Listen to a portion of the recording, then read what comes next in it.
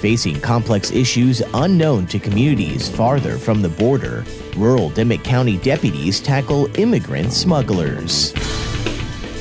Closing arguments begin in the murder trial of a San Antonio man accused of stabbing his boyfriend over alleged hidden cameras in their home. This is a really tragic case and also a cautionary tale about what happens when people smoke methamphetamine.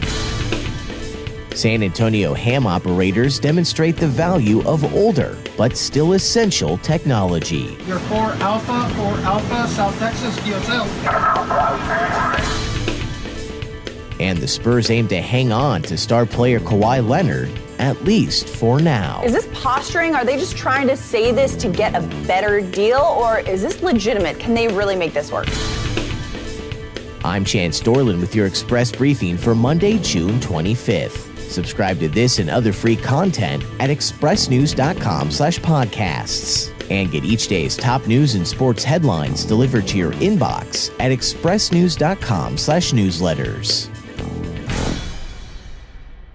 Situated close to the Rio Grande and also offering routes attractive to smugglers trying to bypass the Border Patrol checkpoints on other highways, Dimmit County is a favored transit corridor for immigrant smuggling organizations trying to reach San Antonio and beyond.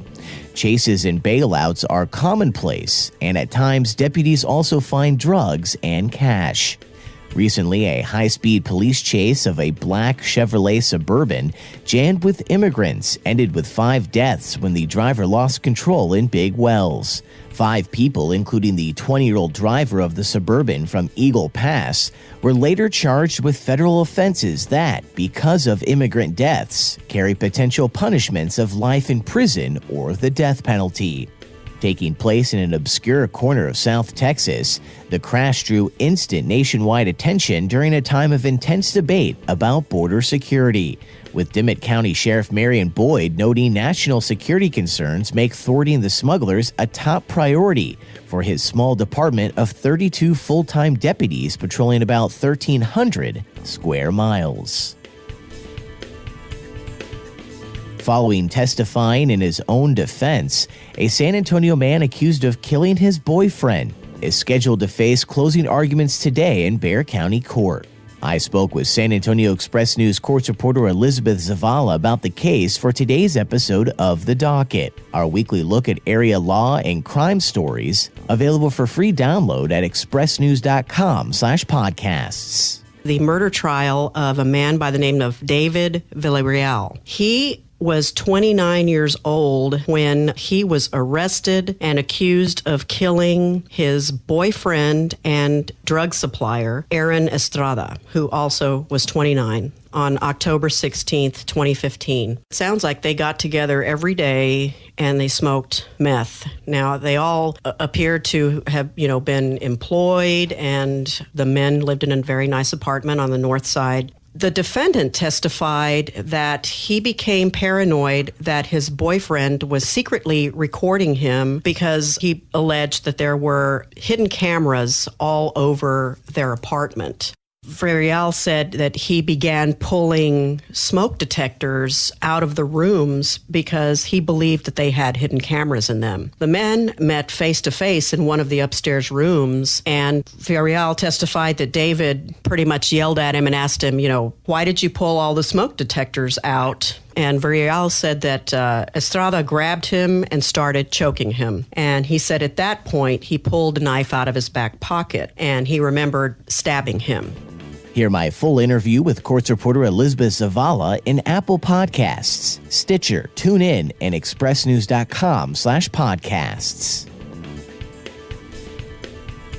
Saturday, amateur radio operators gathered in Bexar County for a National Field Day simulated emergency that saw them set up temporary shelters, electrical generators, and a variety of radio equipment to talk to fellow radio enthusiasts across the United States.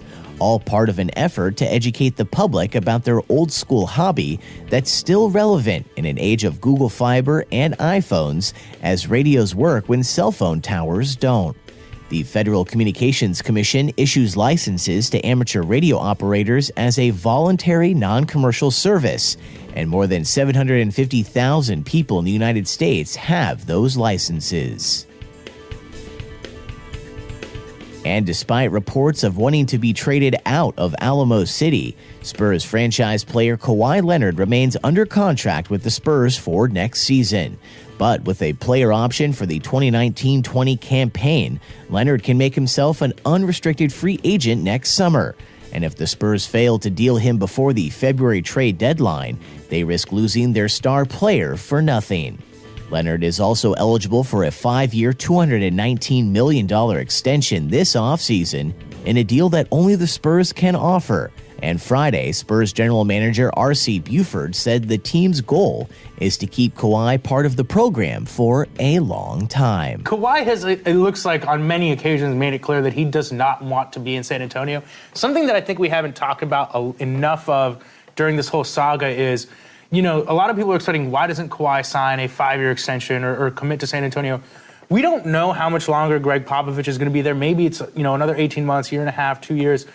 You know, maybe he doesn't want to tie his future to an organization that doesn't have the right pieces around him, doesn't have the right age of people around him. So I think it makes sense for him to want out. And I think the Spurs have to say what they're saying publicly. I've said this repeatedly. I think Kawhi Leonard ultimately winds up on the Lakers. If he's saying, I'm just going to sign with the Lakers, that removes a lot of the leverage, that removes a lot of the offers.